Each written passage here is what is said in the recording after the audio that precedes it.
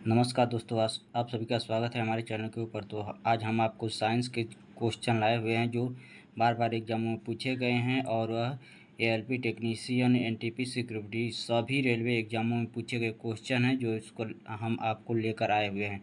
चलिए स्टार्ट करते हैं। तो सबसे पहले रेलवे साइंस का क्वेश्चन है ALP technician, NTPC group D आदि एग्जामों में पूछा गया है। तो चलिए सबसे पहले हम आपको क्वेश्चन को जानकारी देते हैं कि एनेलिडा ग्रुप में मुख्यतः कौन से जंतु आते हैं। तो जोंक और केचुआ आते हैं, इसको ध्यान में रखना है एनेलिडा ग्रुप के जंतुओं को। तो आपको जानना है कि एनेलिडा ग्रुप के जंतु कौन कौन हैं। तो जोंक एवं केचुआ है। आर्थ्रोपोडा ग्रुप में मुख्यतः कौन कौन जंतु आते हैं। तो तेलचट्टा, जू, खटमल, मक्खी। आर्थ्रोपोडा ग्रुप में कौन कौन आते हैं। तो आपको ध्यान में रखना है तेलचट्टा, जू, खटमल, मक्खी आर्थ्रोपोडा ग्रुप के अंतर्गत आते हैं, इनको ध्यान में रखना है। अब आपको है कि मोलस्का ग्रुप के अंतर्गत मुख्यतः कौन कौन जंतु आते हैं। वहाँ पर अंतु है मगर अंतु नहीं होगा, जंतु होगा, मिस्टेक हो गया है। तो पाइला, जिसको घोंघा भी कहते हैं, वह मोलस्का के अंतर्गत आता है। यह मोलस्का वर्ग के अंतर्गत आता है, ग्रुप के अंतर्गत आता है, इसको ध्यान में रखना है। इकाइनोडर्मेटा संघ के अंतर्गत मुख्यतः कौन कौन जंतु आते हैं। तो तारा मछली, ब्रिटल स्टार, समुद्री खीरा। यह आपके मुख्यतः साइंस के क्वेश्चन है जो आपको हम करा रहे हैं। क्वेश्चन को इम्पोर्टेंट है, जो कि एग्जाम पूछे गए क्वेश्चन है वह वहीं से लिए गए हैं। तो चलिए सबसे पहले इकाइनोडर्मेटा संघ के अंतर्गत मुख्यतः कौन कौन जंतु आते हैं। तो तारा मछली, बीटल स्टार, समुद्री खीरा, इसको आपको ध्यान में रखना है। मनुष्य का पाचन क्रिया कहाँ से प्रारंभ होता है। तो मनुष्य का पाचन क्रिया मुख से स्टार्ट होता है और उसके बाद अंततः आप देखिए मुख गुहा से आपका पाचन क्रिया प्रारंभ होता है, इसको ध्यान में रखना है। शिराओं द्वारा कौन सा रक्त प्रवाहित होता है। तो शिराओं द्वारा अशुद्ध रक्त प्रवाहित होता है। यहीं पर आपको हम बता दे रहे हैं कि शिराओं द्वारा अशुद्ध रक्त प्रवाहित होता है, लेकिन यहीं कह दे कि महाशिरा द्वारा तो शुद्ध रक्त प्रवाहित होता है, इसको ध्यान में रखना है। महाशिरा कह देगा तो शुद्ध रक्त हो जाएगा। अब धमनी द्वारा कौन सा रक्त प्रवाहित होता है। तो धमनी द्वारा शुद्ध रक्त, और कह देगा महाधमनी, तो इसमें आपको ध्यान में रखना है कि महाधमनी से अशुद्ध रक्त प्रवाहित होता है। कौन सा विटामिन जल में घुलनशील है। तो जल में घुलनशील विटामिन बी और सी है, इनको ध्यान में देखना है कि जल में घुलनशील विटामिन कौन सा है। तो बी और सी है। सोडियम का कार्य क्या है। सोडियम क्या कार्य करता है। तो यह रक्त दाब को नियंत्रित करने में सहायक होता है और तथा जल का संतुलन बनाए रखता है, इसको भी ध्यान में रखना है। आपको पूछे गए क्वेश्चन है, जिस प्रकार पूछा है उसी प्रकार है। पोटेशियम का कार्य क्या है। तो पोटेशियम का कार्य है कि यह हृदय की धड़कन एवं नाड़ियों के संस्थानों के कार्यों को संचालित करता है। पोटेशियम का कार्य क्या है। तो पोटेशियम का यह कार्य है कि धड़कन एवं नाड़ी के संस्थानों के कार्यों का संचालन करता है। ग्लूकोज बिना ऑक्सीजन की उपस्थिति में मांसपेशियों में प्रतिक्रिया कर क्या बनाता है। तो बिना ऑक्सीजन की उपस्थिति में मांसपेशियों में लैक्टिक अम्ल जमा हो जाता है, जिसके कारण दर्द भी करता है, आदमी को परेशानी भी देता है। तो आपको ध्यान देना है कि ग्लूकोज बिना ऑक्सीजन की उपस्थिति में मांसपेशियों में प्रतिक्रिया कर क्या बनाता है। तो लैक्टिक अम्ल बनाता है। ग्लूकोज बिना ऑक्सीजन की उपस्थिति में बैक्टीरिया या यीस्ट के से प्रतिक्रिया कर क्या बनाता है। इथाइल अल्कोहल, इसको ध्यान में रखना है कि ग्लूकोज बिना ऑक्सीजन की उपस्थिति में बैक्टीरिया या यीस्ट से प्रतिक्रिया करके क्या बनाता है। तो इथाइल अल्कोहल बनाता है, इसको आपको ध्यान में रखना है। ऑक्सीजन की उपस्थिति में ग्लूकोज की प्रतिक्रिया होती है तो क्या बनता है। तो कार्बन डाइऑक्साइड और जल का निर्माण होता है। ऑक्सीजन की उपस्थिति में ग्लूकोज की प्रतिक्रिया होती है तो क्या बनता है। तो कार्बन डाइऑक्साइड और जल का निर्माण होता है। एनिलिडा में उत्सर्जन उसके किस उत्सर्जी अंग द्वारा होता है। तो एनिलिडा में उत्सर्जन उसके किस उत्सर्जी अंग द्वारा होता है।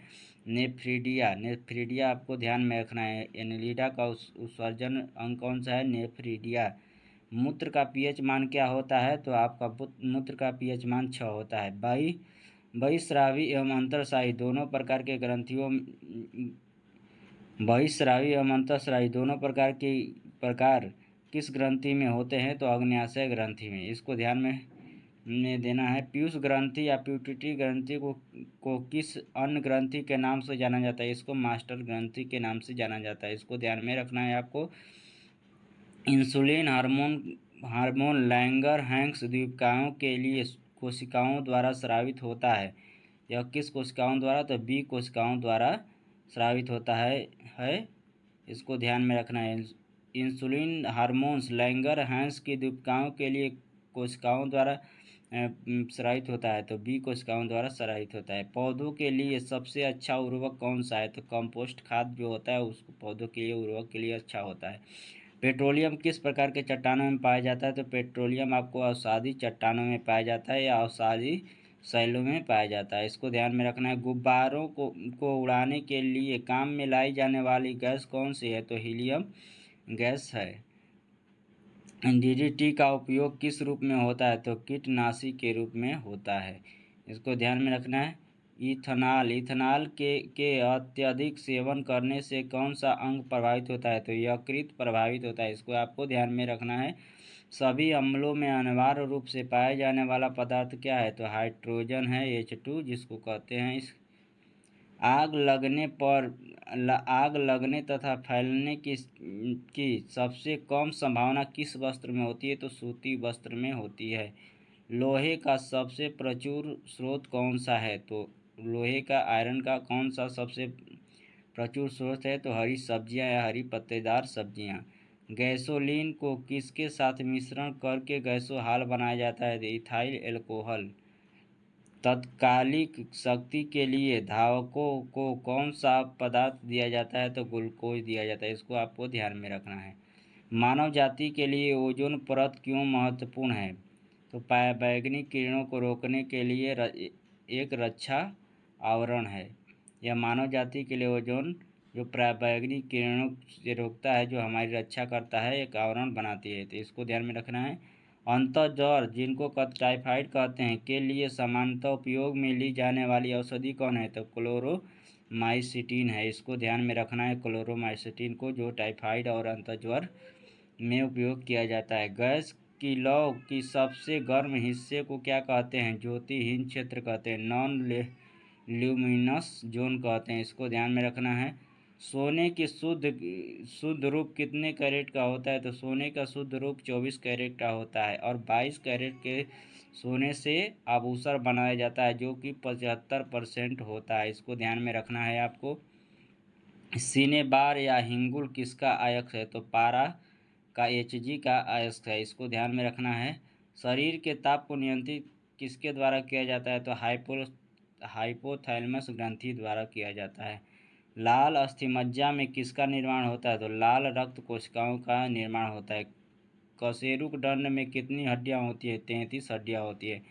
बीसीजी का पूरा नाम क्या है? तो बैसिलस कामेट ग्यूरिन, इसको ध्यान में रखना है। बैसिलस कालमेट ग्यूरिन, इस ध्यान में रखना है, बीसीजी का पूरा नाम है। एथिल फूड नामक रोग किसके द्वारा होता है? तो कवकों द्वारा होता है, इसको आपको ध्यान में रखना है। दम्मा जिसे अस्थमा कहते हैं नामक रोग किसके द्वारा होता है? तो कवक द्वारा होता है। फाइलेरिया नामक रोग किसके कारण होता है? तो क्यूलेक्स मच्छर के काटने से होता है। क्यूलेक्स मच्छर से काटने से क्या होता है? तो फाइलेरिया नामक रोग होता है। पेट्रोल 10% और एल्कोहल 90% के मिश्रण को क्या कहते हैं? तो गैसोहाल कहते हैं, इसको ध्यान में रखना है आपको। सूत्रकणिका को अन्य नाम से भी जाना जाता है, वह क्या होता है? तो माइटोकॉन्ड्रिया के भी नाम से जाना जाता है। सूत्रकणिका को अन्य नाम से जाना जाता है, क्या है? तो माइटोकॉन्ड्रिया, इसको आपको ध्यान में रखना है। बट बीज पादपों के किस वर्ग के अंतर्गत आते हैं? तो आवृत बीजी एंजियोस्पर्म के अंतर्गत आते हैं, इसको ध्यान में रखना है। आवृत बीजी एंजियोस्पर्म के अंतर्गत आते हैं। Flame of the forest, one का ज्वाला का अर्थ क्या है? तो ऐसे पेड़ों से भरा वन जो पतझड़ में फूलते हैं और लाल फूल बिखेरते हैं, उसको कहते हैं, है आपको flame of the forest, one की ज्वाला कहते हैं, इसको ध्यान में रखना है।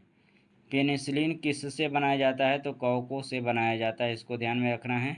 लाइकेन को दो जीवधारियों का सहजीवी या सहचर्य समझा जाता है, वो दो जीव कौन कौन है? तो शैवाल और कवक है, इसको ध्यान में रखना है। लाइकेन किसके बीच सहजीवी का संबंध बनाता है? तो लाइकेन, शैवाल और कवक का। इसको ध्यान में रखना है। आमतौर पर संश्लेषित वृद्धि माध्यम और बेकरी के काम में लाए जाने वाले एगार किससे प्राप्त होता है? तो शैवाल से प्राप्त होता है। इसको ध्यान में रखना है आपको। लौंग किससे प्राप्त होता है? तो पुष्पकली से प्राप्त होता है। अनानास या उपवास की लंबी अवधि के दौरान